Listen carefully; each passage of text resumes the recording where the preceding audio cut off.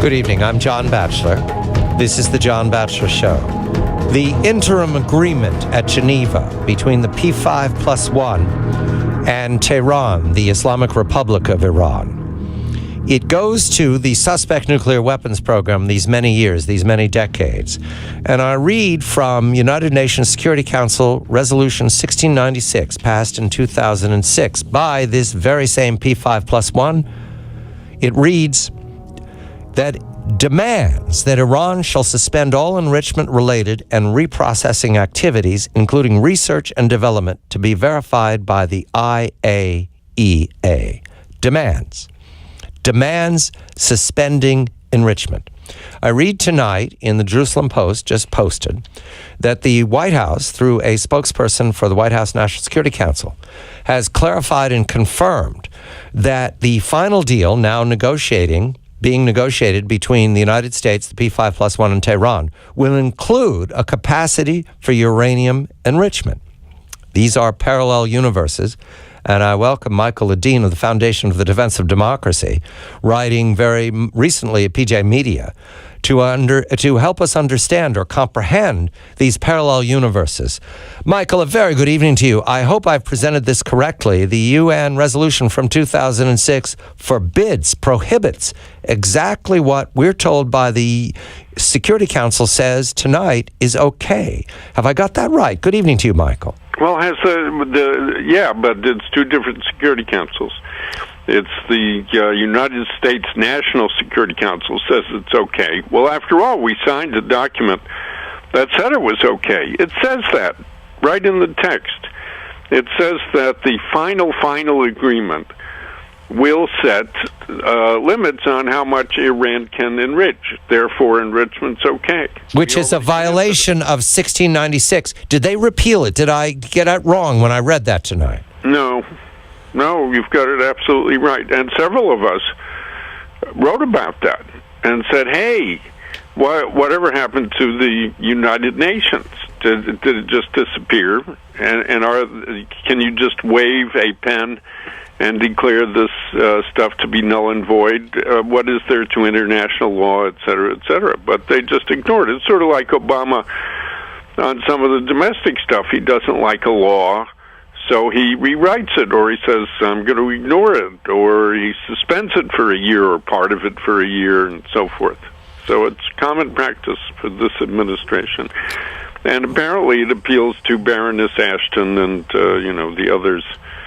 the other foreign ministers who were in Geneva for this thing. Well, Baroness Ashton is not a representative of the American people, and I don't think she has any electoral college votes. But President Obama represents twice elected to faithfully execute. You follow my irony here. There's no explanation for this discrepancy, is there, Michael? And there's not going to be an explanation.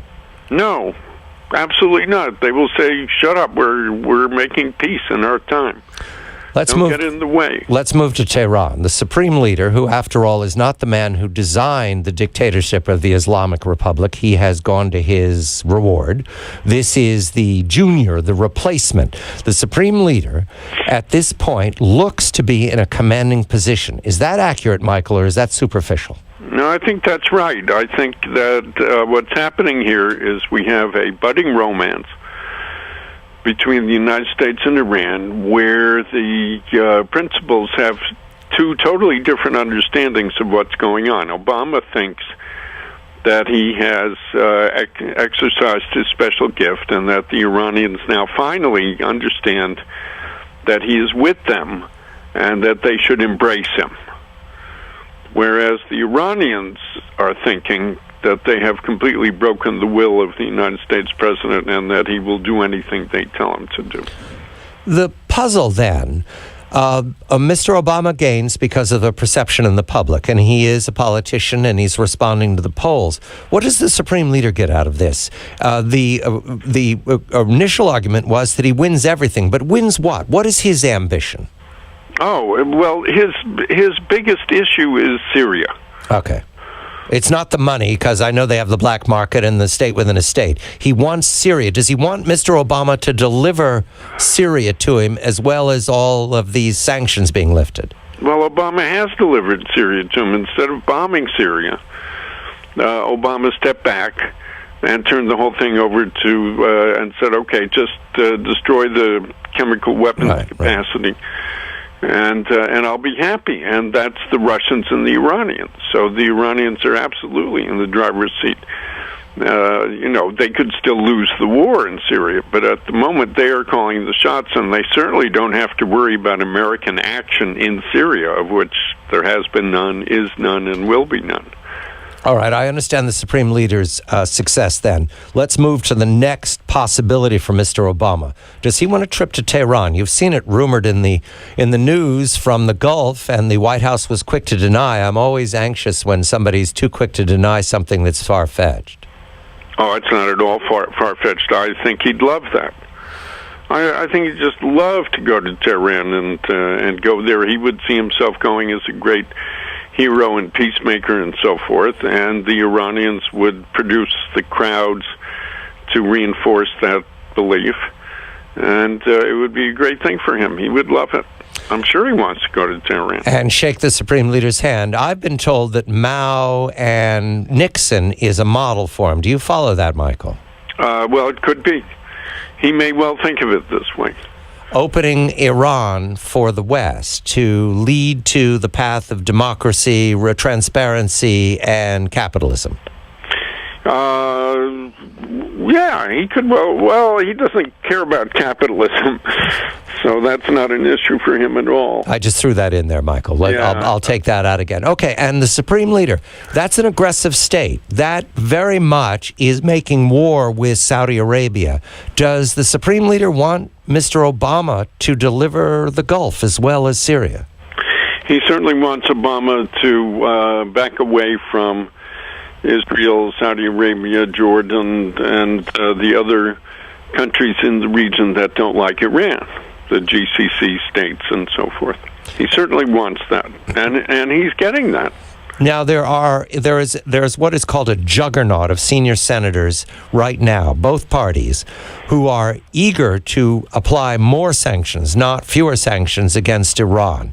They're willing, I'm told, to compromise and wait 6 months.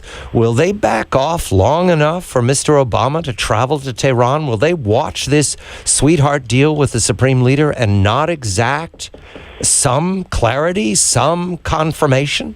Who knows? First of all, it's going to be more than 6 months because there's still some details in the interim agreement that haven't been finalized, we discover, if we pay attention to all these press conferences. And so it'll be probably a few more weeks before that happens. Then the 6-month clock starts to tick. And the 6 months is a wish expressed in the document. It's not a hard and fast deadline. I mean, there's no language in the interim agreement that says if we do not conclude a deal in 6 months, then the following consequences ensue. There's nothing like that at all. So I would guess the Iranians get pretty much all the time they want.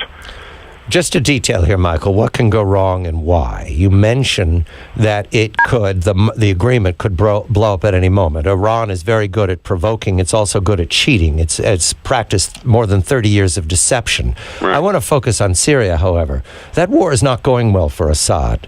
The Russians and the Americans cannot deliver because al-Qaeda doesn't back off. It's dogged, and the Chechens are in there fighting along with, as far as I can see, the rallying of all the clans of the cutthroats in the Middle East. Well, and people who aren't so much cutthroats but good fighters and who have a stake in it, like the Kurds. They're fighting. So that can go wrong. Do I have that correct then? Oh, yes, the weakness in this deal is that Mr. Obama cannot control al-Qaeda and its sisters. Indeed. Nor can Iran control all of al-Qaeda, although they can probably control parts of al-Qaeda. Michael Ledeen of the Foundation for the Defense of Democracies. The United Nations mandate from 2006, never mind. I'm John Batchelor. This is The John Batchelor Show.